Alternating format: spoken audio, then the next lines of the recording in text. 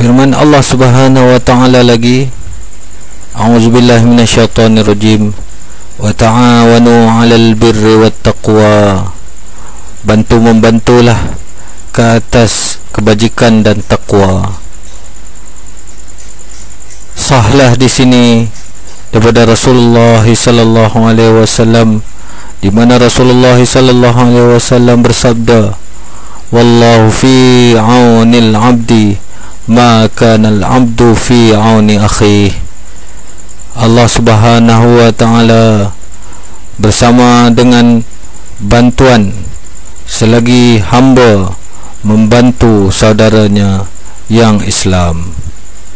Ini kita bantu semata-mata kerana Allah. Itu kita bantu agama, membantu ke atas kebajikan dan takwa, bukan membantu ke atas kejahatan dan maksiat. Untuk kita menderhaka, untuk kita tidak mentaati perintah Allah Subhanahu wa taala. Dengan ini sabda Rasulullah sallallahu alaihi wasallam, Allah beserta membantu hambanya selagi mana hambanya membantu saudaranya yang Islam. Semata-mata kerana Allah, bantu untuk agama Allah Subhanahu wa taala, pasti Allah Subhanahu wa taala akan bantu. Seperti mana firman Allah Subhanahu wa taala, in tansurullaha yansurkum wa yusabbit aqdamakum.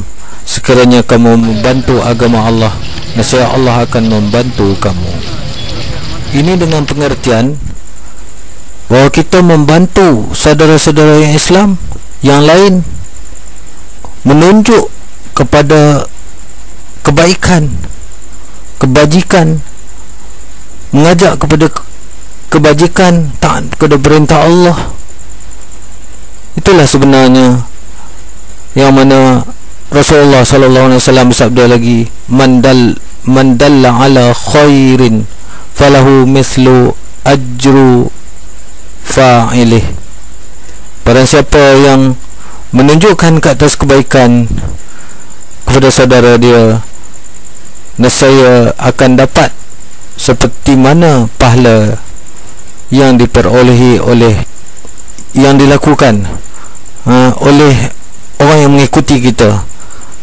Sebab itulah Sayyidina Abu Bakar As-Siddiq adalah orang yang paling banyak sekali pahala di kalangan muqarrabin, yang mana apabila Rasulullah sallallahu alaihi wasallam berdakwah, apabila Sayyidina Abu Bakar menerima syahadah, Sayyidina Abu Bakar masuk Islam saja, maka dia telah mengajak sahabat-sahabat yang lain masuk kepada agama Islam. Inilah orang yang pertama Islam, iaitu Sayyidina Abu Bakar As-Siddiq. Kemudian dia mengajak sahabat-sahabat yang lain, seperti Abdurrahman bin Auf, Zubair ibn Awam, Sayyidina Osman dan lain-lain. Lebih kurang 10 orang dalam masa satu hari saja dia mengajak manusia kepada jalan Allah. Dan semua pahala yang dapat, sampailah pahala kita ni dapat kepada Sayyidina Abu Bakar As-Siddiq radhiyallahu anhu. Inilah usaha dakwah yang menjadikan kita penyebab hidayat pada orang lain. Sebenarnya kita rasakan bahawa kita beramal, tapi kita rasa kalau kita tinggalkan sembahyang, kita rasa berdosa. Kalaulah kita tinggalkan puasa, kita rasa berdosa. Kalau kita buat maksiat, kita rasa berdosa. Tapi sebenarnya kita telah menzalimi diri kita sendiri dan umat ini apabila kita tidak membuat kerja dakwah. Kerana tidak ada lagi Nabi yang diutuskan, tidak ada lagi Nabi yang diutuskan selepas Nabi Muhammad sallallahu alaihi wasallam. Siapa lagi yang akan buat kerja dakwah ini?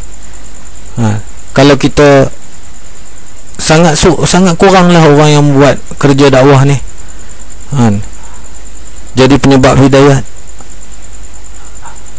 Jadi Maulana Ilyas rahmatullah alaih, di mana pada masa itu 800 tahun kerajaan Islam khalifah hampir menuju kemusnahan,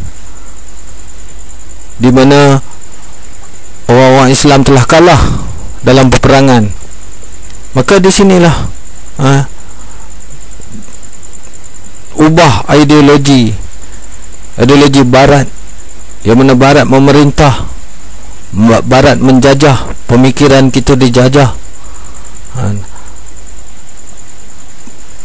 dan barat cuba menjauhkan kita daripada Al-Quran, menjauhkan kita daripada dakwah. Sepenuhnya Al-Quran itu adalah usaha dakwah, kerana dia menceritakan kisah Nabi-Nabi, kisah dakwah Nabi-Nabi. Jadi orang barat tahu, kalau kita tidak jalan ke usaha dakwah, kita akan ketinggalan. Kita akan lemah. Roh Islam lemah. Mereka cuba melemahkan kita, menjauhkan kita daripada usaha dakwah. Sebenarnya roh Islam itu terletak dalam kerja dakwah ini, terletak dalam usaha dakwah. Kekuatan hanya terletak dalam dakwah. Dakwah adalah ibu segala amal, dan amalan-amalan yang lain mengikutinya. Seperti sabda Rasulullah sallallahu alaihi wasallam, an Abu Hurairah radhiyallahu anhu qala Rasulullah sallallahu alaihi wasallam, idza azamat ummati dunya nazi'at minha haibatul Islam, wa idza tarakatil amru bil ma'ruf wan nahyi 'anil munkar hurimat barakatil wahyu, wa idza tasabat ummati saqatat min 'ainillah kadza fi durril mansur min al-Hakim, riwayat Tirmizi. Diberitakan oleh Abu Hurairah bahawa Rasulullah sallallahu alaihi wasallam bersabda, apabila umat-umatku mementingkan hanya dunia, maka hati mereka luputlah dari mencintai Islam, dan apabila mereka berhenti daripada mendakwah kebenaran, maka luputlah mereka daripada rahmat, luputlah mereka daripada kehebatan Islam, dan apabila mereka caci mencaci antara satu sama lain, mereka tidak akan lagi dipandang Allah. Riwayat Tirmizi. Barat telah berjaya memesongkan kita daripada jalan ini, daripada jalan lurus, iaitu apabila dipenuhi hati kita dengan cinta dunia, takutkan mati. Maka apabila umat-umatku telah mementingkan hanya dunia, hati mereka luput daripada mencintai Islam, daripada kehebatan Islam. Maka apabila mereka berhenti daripada mendakwah kebenaran, luputlah mereka daripada rahmat Allah, dan apabila mereka caci mencaci antara satu sama lain, mereka tidak